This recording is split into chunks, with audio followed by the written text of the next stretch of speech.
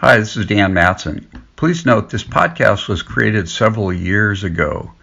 Some of the links, email addresses, phone numbers, and promos are outdated and no longer valid. Thanks and enjoy the podcast.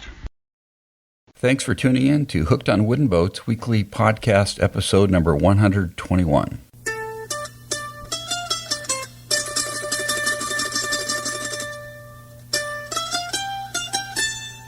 I'm your host, Dan Matson, a.k.a. Wooden Boat Dan. If you can't do it, it's probably not possible. And this is the world's first podcast, fully 150% dedicated to celebrating the art, craft, history, tradition, and romance of wooden vessels of all sizes and shapes, colors, dimensions, designers, building methods, materials, sail, row, power, you name it, we talk about it here. And these are all over the world. Thanks for tuning in today, folks. Good to have you on board the Hooked on Wooden Boat ship. We're in for an action-packed and fun time today as usual. But then again, how could you not have fun talking about wooden boats? Such incredible things as wooden boats. Pretty amazing stuff. Today's featured segment is an interview with Dennis Armstrong. Dennis has a business called the Knotted Line. TheKnotteddline.com. Dennis is what I would call a Marlinspike artist and expert. Ties all kinds of things for wooden boats and other stuff using rope and twine and all kinds of corded material. And it's a fascinating interview, so stick around for that. I think you're going to enjoy it. Well, every week for the last few weeks, I've been talking about how I've been working on my shop, and I'm going to have it done this week.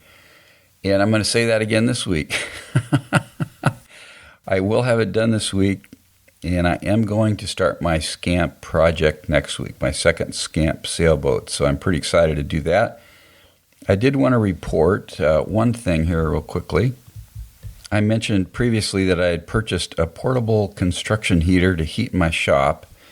And now my shop's about 20 by 22, has a 9-foot ceiling, so it's about 450 square feet. And I bought this Dimplex heater. It's a 4,800 watt, 220 volt, 30 amp portable heater. It's got a thermostat on the back of it. And I have been using it, and it works really well. It's got a real high velocity fan built into it. It's really heating my shop good. So I'm very happy with this purchase. It's this little box. It's probably 10 by 12 inches by about 8 or 10 inches deep.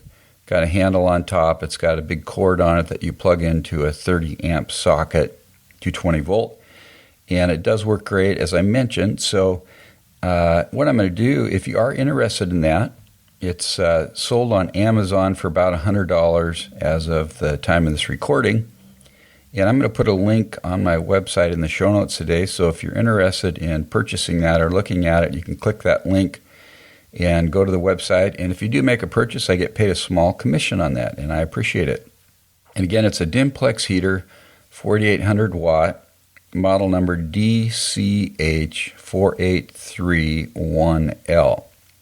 But if you go to my website for Hooked on Wooden Boats podcast number 121, I will have that link in the show notes. So check it out if you get a chance. Another thing I wanted to mention is I am looking for affiliates for my ebook called Get in the Wooden Boat Game, a guide for building your first boat. And if you are interested in having that book for sale on your website, it sells for $4.99, and there is a commission that you get paid if it does sell through your website. So if you've got some kind of a boating website or marine website and are interested in that, please send me an email and let's chat about it. My email address is dan@hookedonwoodenboats.com.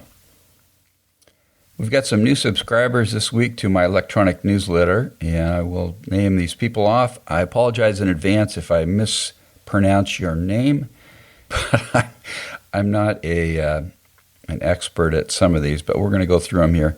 Susan Miller, Philip Ritson, Stan Olachowski, Pedro Voza, John Pope, Tris Tarantino, João Perico, and Peter Scheel.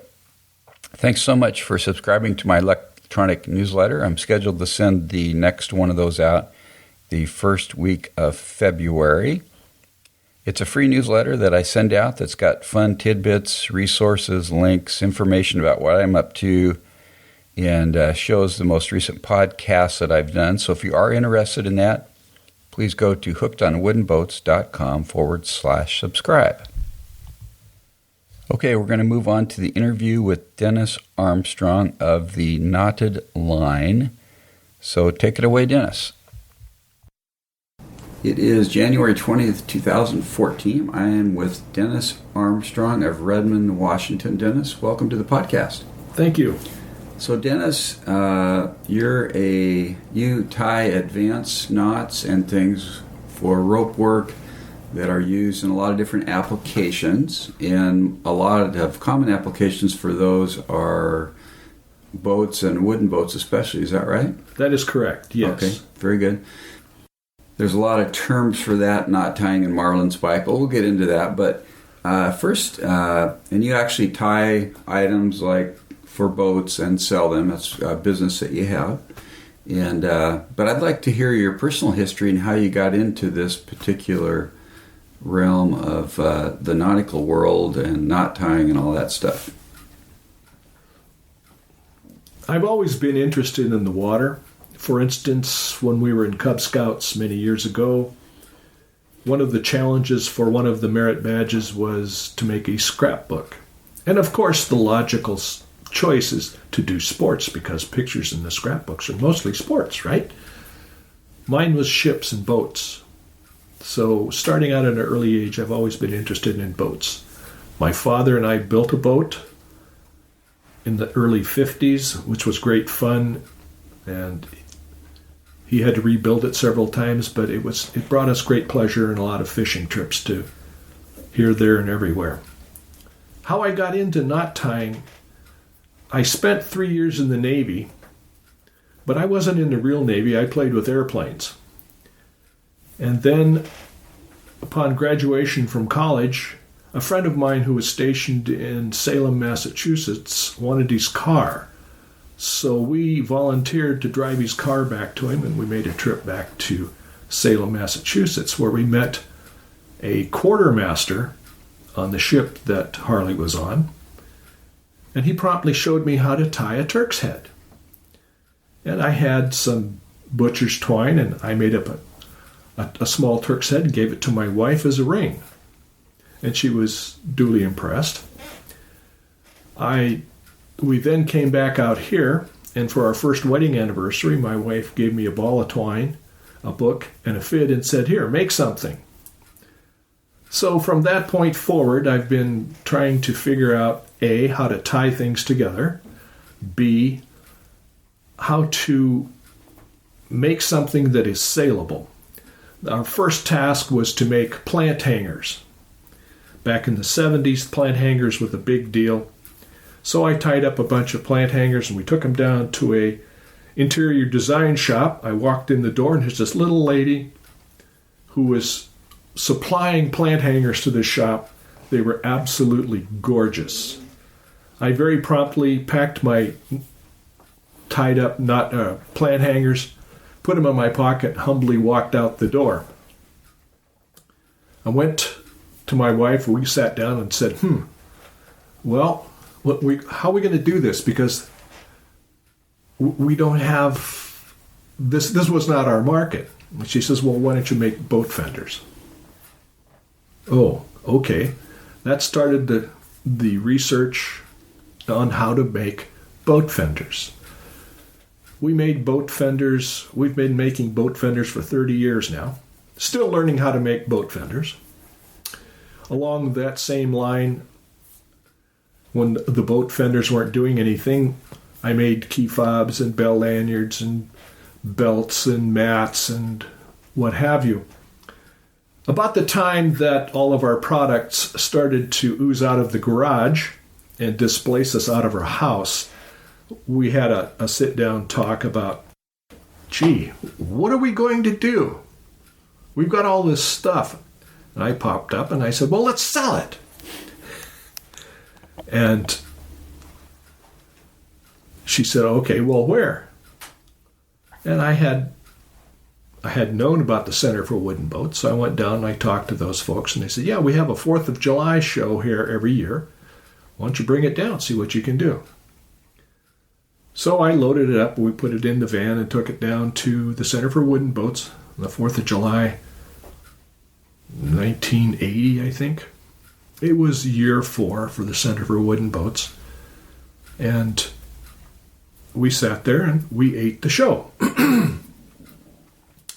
That same year, we were contacted by the people from Port Townsend, and we went up to the Port Townsend show the weekend after Labor Day, and we actually sold some of our goods. This added impetus to our craving, if you will, or to our story to keep moving. And the same time, we bought advertising in the Wooden Boat magazine. And gradually, people in the wooden boat world, for instance, the runabout world, gradually found us, and we now supply cotton fenders to the Chris Craft, Hacker Craft, runabout folks. We also make boarding ladders or boarding mats, ladders, anything that I can think of that can be used on these small boats. We've gradually built up our business as a part-time business or a hobby business, and it has been a fun ride.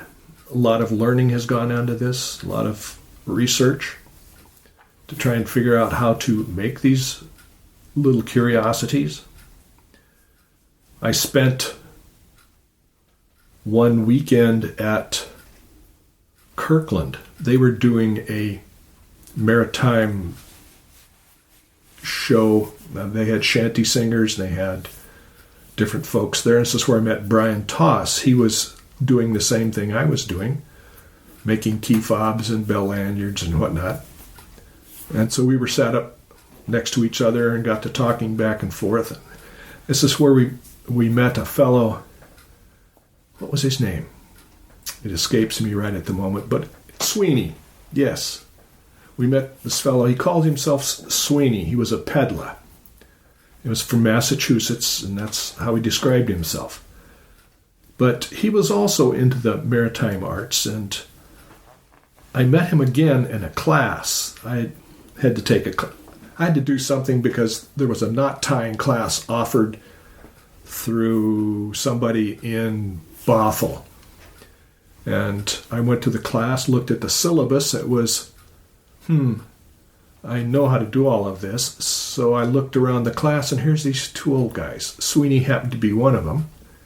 And I pigeonholed them at the end of one of the classes and asked them, okay, you guys know how to tie Turks heads? And they're looking at me like, yeah. Well, how do you take a 3-strand Turks head and make a 5-strand Turks head out of it? And they're looking at me like, you know how to tie a 3-strand Turks head? You could see the questions on their face. Yeah, so you just do it this way. And they're looking at me like, oh, well, he knows. Okay, we can tell him the secret on how to do it. And that's what Sweeney taught me that day, was how to take that 3-strand Turks head, make a 5-strand Turks head out of it. About 2 years later, we're at the Port Townsend show, and this fellow, Captain Sabitsky, comes up to me, and he's looking over my work, and I didn't know who he was at the time, and he said, very pretty work. And he pulls out a table runner. He says, yeah, this is what I do. He did square knotting work, or macrame. He made purses. And what else did he make? Yeah, he made purses, basically. And he would buy mattress tufting, the stuff they sew mattresses together with. And it was a nylon twine, very small. and he would square knot these purses. And of course, he had to point out the only mistake that he made in the table runners. He says, yeah, you can see it. It's right there. Oh, okay. And then he asked me, he says, can you take a 3-strand Turk's head and raise it to a 5? Yeah. And he says, okay, can you take that same 5-strand Turk's head and make a 7-strand Turk's head out of it? Yeah. He says, good. When you get to 21 strands, write me and tell me what insane asylum you're in. Wow, interesting. So it's been a long process. You started young and you just stuck with it, and you've learned a lot over the years. Yes. Yeah, very cool. And you've all self-taught, Dennis? Pretty much. Yeah. Pretty much. Mm-hmm. I'm always open to new ideas, and of course I was looking at Toss's books, trying to figure out how he did it. And whenever I used his pictures, I had difficulty trying to tie the knots. And it didn't seem to work out right. And then it dawned on me, Brian's left-handed. And if you're right-handed, trying to follow a left-hander is the same thing as a left-hander trying to follow a right-hander. Interesting. So once I got my head around that one, I realized that, okay, this is how I can do it. So I now take what he showed me in his books and convert it in my head so I can make it. And then I try to teach it to other folks, and it's like, I don't know if I'm right-handed or left-handed because I'll do it either way. And the folks are looking at me like, well, how did you do that? So are knots kind of like words, Dennis? There's new ones being developed and invented all the time?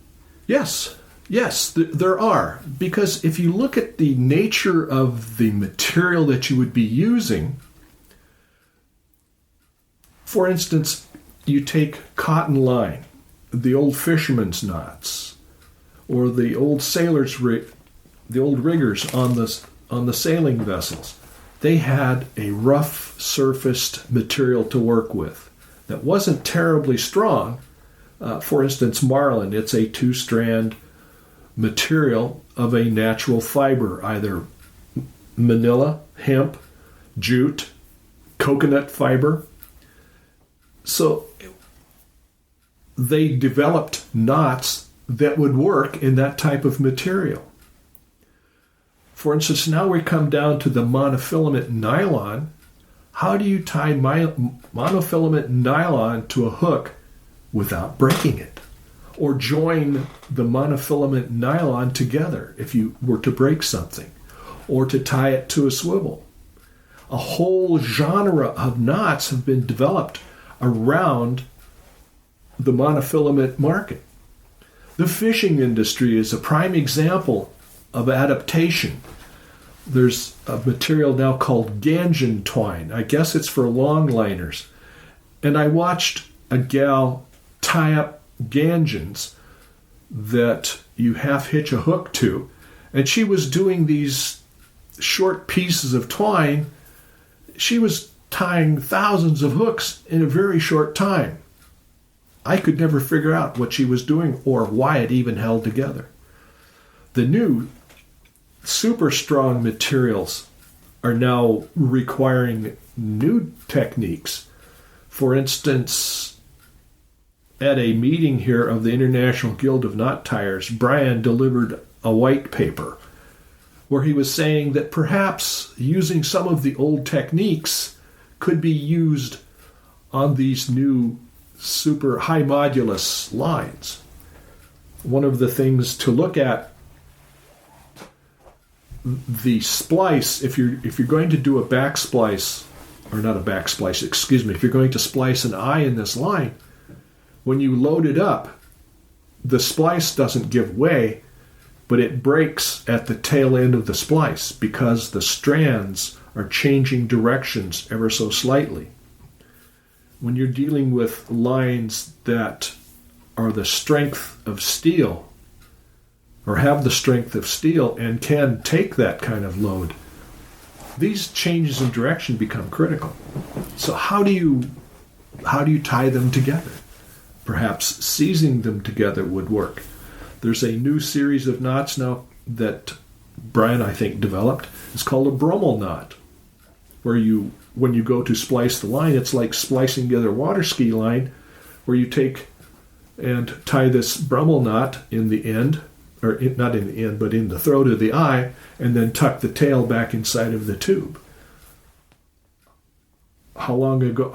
How new is that technique? Probably fairly new. Interesting. Yeah. So that's pretty cool. So Dennis, what is the word Marlinspike? What does that mean, and where does that come from? A Marlinspike was basically the bill off of a marlin. And that was then used as a fid to open up the lay of line. And over the years, it has evolved into an art or a craft. I prefer to look at it as a craft. Yes, there is an art involved in it, but basically it's lines that they're functional. Everything has a function. Even if the rope is not good enough to use, it still has a use. For instance, you can make mats, you can make fenders, you can make just about anything that you need out of a line that's not good enough to use but too good to throw away. I see. So you will also find that the old-time captains were very frugal. They didn't like to invest a lot of money that they didn't have. And so you're constantly reusing things.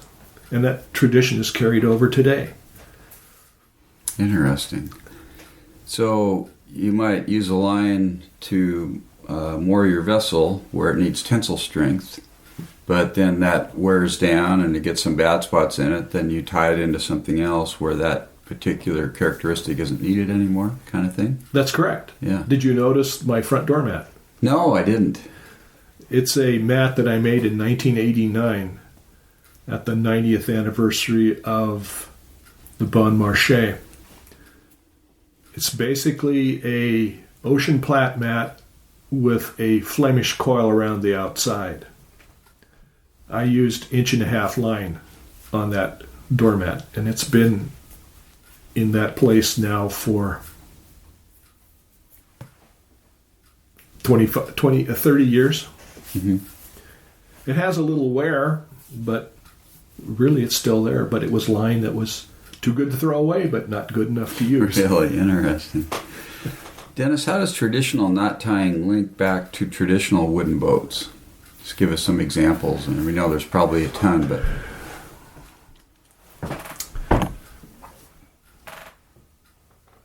I had the opportunity to serve an apprenticeship on board the Nina. I was contacted by their owner several years ago to build a set of fenders for the boat. He called one day checking on the order, and on a whim I said, I'll tell you what, if you pay the airfare and $20 an hour, I'll be there to help you do whatever you need to be done. He says, well, that's odd because we're planning on re-rigging the boat this coming spring, or this coming fall. And I said, oh, okay.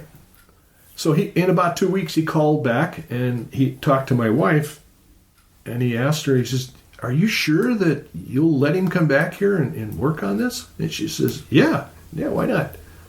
So I went to the Nina, and I had the opportunity to work with two fellows that were associated with the Columbus Foundation who were marine or nautical archaeologists.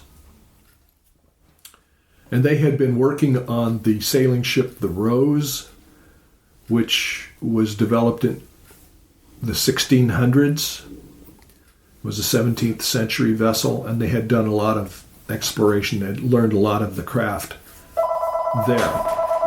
Yeah, we can pause it for a second. Okay, we're back. The Columbus Foundation had hired these folks to build the Nina in the actual traditional way that would have been done in Columbus's time.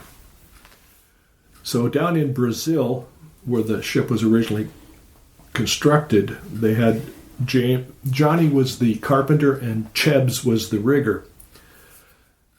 There was not a splice on the boat. Everything was held with knots or with seizings. So you're talking about a 15th century vessel that's held together that is worked with ropes, if you will, cordage, that was either knotted or it was seized together. The shrouds were put up with dead eyes, the round wooden pulleys, and lanyards. The dead eyes were seized into place with fiber seizings. Excuse me. The shrouds were put up that way. The lines were tensioned up. The controls was a block and tackle on the tiller. The sails were raised with halyards, with halyards that were made off on bits. If they needed something, there was either square knotted, it was knotted. The sail rig was changed from a lateen rig that was used in the Mediterranean to a square sail down in the Canaries. If you look at the historical aspect of wooden boats, there's always a piece of string on board to do either to tie it up, to control the sail, to hold the tiller. So I would suspect that even in the Egyptian time, when they were using papyrus reed as the floats, they were sewed together with some type of fibrous cordage. So I would suspect that wooden boats and cordage have a parallel history. This is just a supposition on my part. Yeah. How far back does cordage go, Dennis? Ropes, and I mean that goes. Well, certainly they're older than me. Civilization, where people were taking different types of natural material and making twine and stuff out of it, I suppose. What about sinew and hides to make thongs? Mm-hmm. So cordage, it probably parallels the wooden boat in humanity, perhaps. Yeah. So for someone like myself, I just know how to tie a handful of knots, just real basic, but I have an interest in learning more, maybe even doing a boat fender for a traditional wooden boat. What would you recommend? How difficult is it? How would a beginner get started? What's the process there? How many years would it take, Dennis? That's a very interesting question. You say you have a handful of basic knots. If you look at a boat fender the way I make them, it is a handful of basic knots, seizings and knots. It's interesting teaching a class in fender making. I've attempted this several times. Once you get the body of the fender constructed, now you put the cover on over the outside of it to make it look pretty, to add bulk, to add cushioning. That seems to be the big bugaboo. And I have yet to come up with a satisfactory method of teaching people how to do it.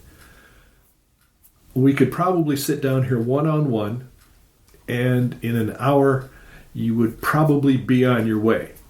Either that or you'd be totally confused and just want to buy them from me. So, that reminds me of a story. I ventured into Port Townsend one day at the Wooden Boat Festival, and I offered to do a 2-hour class on building rope fenders. And so I set up my displays, I got out my charts, my easel, and off I went. 2 hours later, people are walking up to me saying, that's a good lecture. And one of my friends who happened to be sitting in the audience frowning at me, came up to my booth later on that day and says, "Now I understand why you taught the class. I find it's easier just to buy the fenders from you than to try and build them." So here you go. How do you... Yeah. It's an interesting process to try and teach people something that I find to be very easy to do. Of course, I've only done it about 5 or 9 times. And repetition, even though I do learn with geologic haste, seems to be the way to do it. Yeah. So, what about books on the subject that you would recommend for learning, Dennis? There's a myriad of books that I would recommend.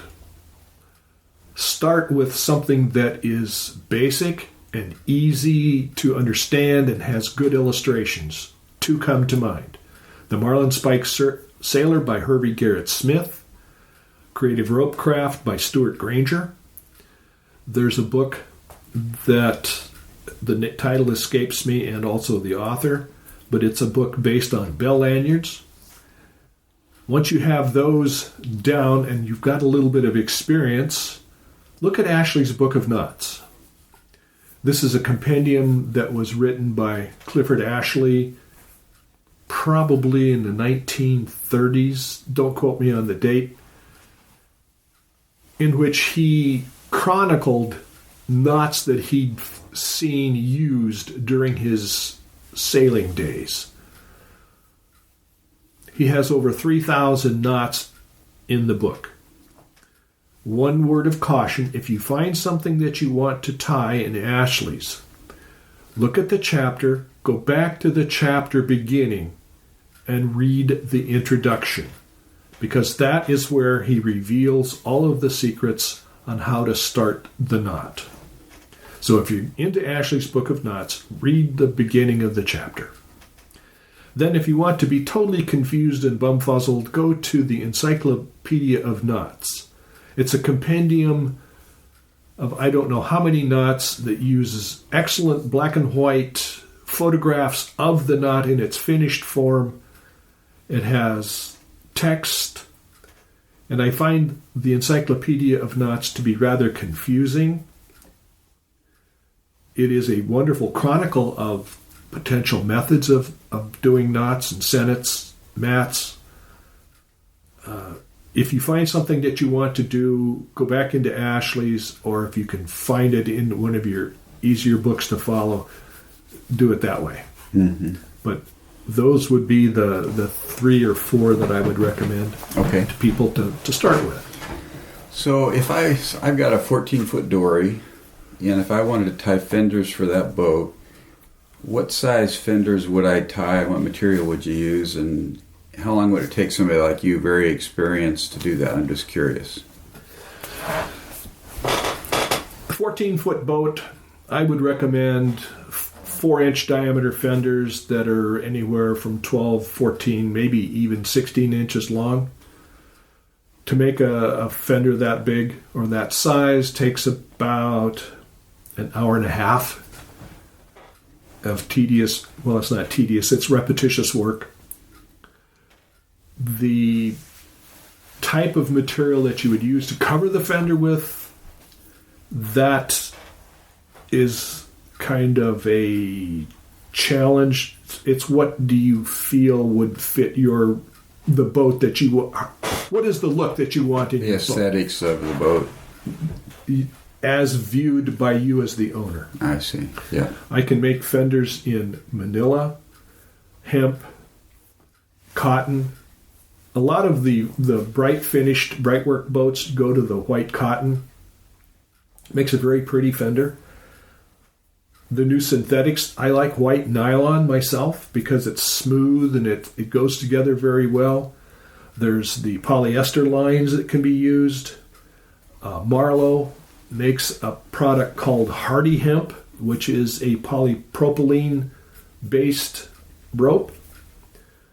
I'm building a set of fenders right now for a client. They're made with polyester-based lines. It's called Posh. Can be obtained at the Chandlery in Port Townsend. But it's basically the color, the size of the line that you want to use, and how do you plan to use it. If it's going to be for show only, then go with the light colored cotton and keep them dry. If it's going to be a working boat, I would go with something like Manila or one of the synthetics, Manila look-alike or hemp look-alike. I made a set of fenders for a fellow down in San Francisco. I sent them in April, and he's back on the phone in October saying, you need to come down here and look at these fenders. Fortunately, in April, I had told them, if you get these fenders wet, they're going to deteriorate because they were made with hemp line, imported from Great Britain. They wanted me to make a sample fender. They said, well, okay, make it 4 feet long and send it down to us. So I whipped together a 4-foot-long fender made with this hemp material. They hung it out, looked at it, and decided it was adequate. I got the job to make the fenders. When I was there, that was November. When I was there in April, they showed me the fender that I had made as a sample and had mushrooms growing in it. So, how do you propose to use the fender? Is it going to be outside all of the time? Lots of variables. There are variables, yes. Kind of like what color you're going to paint your house, right? In a limited sort of way, yes. Okay, very good, Dennis. So we're going to wrap it up here, but tell us about your business, what you offer through your business, how people can contact you if they're interested in purchasing or learning more about knot tying. And your website information. We have a website. It's theknottedline.com, all one word.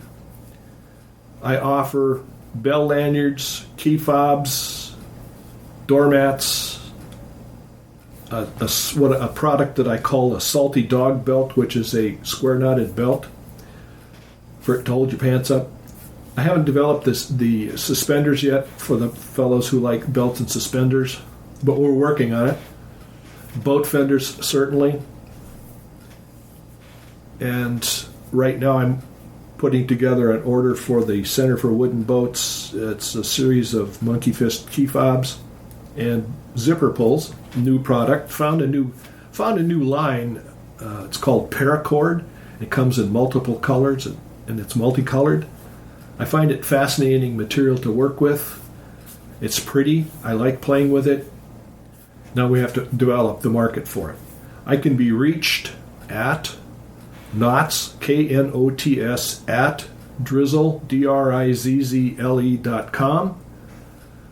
I'm willing to do classes. We've done classes in fancy work, in coverings for your tillers, your wheel, your stanchions.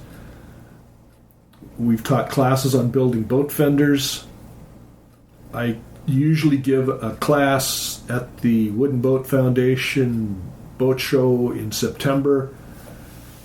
The last 2 years I've done thump mats, which is a little mat that goes underneath the deck blocks on a sailboat, but they can also be made with small stuff and called coasters. And if anybody has any good ideas, let's talk them over. Very good. And we also, our phone number here is 885-2457, area code 425. Okay, very good. Well, so you've got website, phone numbers, and lots of good information. And I appreciate your time today, Dennis. Any parting comments you'd like to make before we Thank you very much. Thank you very much for contacting me and letting me ramble on about knots and string.